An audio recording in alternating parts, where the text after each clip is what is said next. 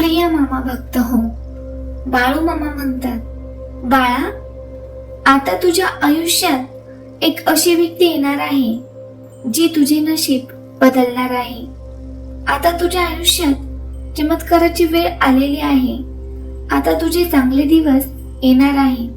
लवकरच तुझा वाईट काळ संपणार आहे. आता तुझ्या आयुष्यात येणाऱ्या व्यक्तीबद्दल तुला जाणून घ्यायचे असेल तर तू हा व्हिडिओ शेवटपर्यंत बघ. बाळा, तू मला मदत मागतो की मामा माझी मदत करा. माझ्यापाशी रडतो, पण प्रत्येक वेळी मला चमत्कार करून मदत करता येत नाही. म्हणून मी तुझ्या आयुष्यात एक व्यक्ती पाठवणार आहे. त्या व्यक्तीच्या सल्ल्याने, एका शब्दाने तुझं आयुष्य बदलू लागेल. तुझ्या समस्या सुटू लागतील. पण बाळा, लक्षात ठेव, जेव्हा ती व्यक्ती तुझ्या आयुष्यात येईल ना, तेव्हा तू तिची किंमत ओळख. तिचा अपमान करू नकोस. राग आणि अहंकारामुळे तिला तुझ्या आयुष्यातून काढू नकोस, नाहीतर तुला आयुष्यभर पश्चाताप करावा लागेल. बाळा, तुझ्या आयुष्यात येणाऱ्या प्रत्येक माणसाकडे स्वार्थाने नाही तर समजूतदारपणे पहा. तू ओळख की कोणाला देवाने पाठवलेला आधार आहे आणि कोण फक्त परीक्षा घेण्यासाठी तुझ्या आयुष्यात आलेले आहे. आणि तुला जर हे सगळे ओळखायचे असेल ना, तर तुला तुझे मन शांत ठेवावे लागेल. बाळा, जर तुला एखादी व्यक्ती चांगला योग्य मार्ग दाखवत असेल, तुला तुझ्या वाईट सवयींपासून दूर नेत असेल, तर बाळा, त्या व्यक्तीवर चिडचिड करू नकोस. तिचा राग करू नकोस.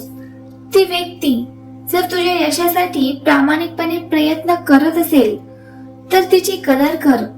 कारण बाळा, प्रत्येक नातं हे पैशाने मिळत नाही.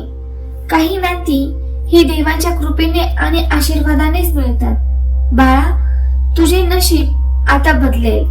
कारण नशीब बदलण्यासाठी कधी कधी एक योग्य व्यक्ती आणि एक योग्य निर्णय पुरेसा असतो. म्हणून बाळा, माझ्यावर श्रद्धा ठेव, माझ्यावर विश्वास ठेव.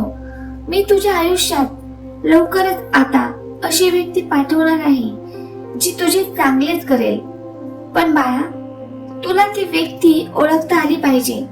बाळा, नेहमी जी माणसे आपल्याला चांगली दिशा दाखवतात ना, जी म्हणतात की तू हे नको करू, ते चांगले नाहीत, ते नको करू, ते तुझ्यासाठी योग्य नाही, तर अशा लोकांचा नेहमी आपल्याला राग येतो. आपल्याला असे वाटते की हा माणूस एवढा काय आपल्या आयुष्यात डोकं घालवतो, का मला समजावतो की काय चूक आणि काय बरोबर, मला कळत नाही का? नाही रे वेड्या बाळा, तुला कधी कधी कळतच नाही की तू काय करतोस. कधी कधी तूही दिशा भटकतो आणि चुकीच्या मार्गावर भटकू लागतो.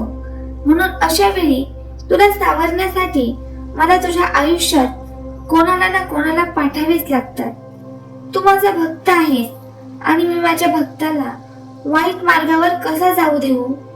म्हणून जी व्यक्ती तुझे चांगले बघेल तीच व्यक्ती मी तुझ्या आयुष्यात पाठवलेली असते. आता व्हिडिओ आवडल्यास व्हिडिओला लाईक कर आणि चॅनलला सबस्क्राईब कर.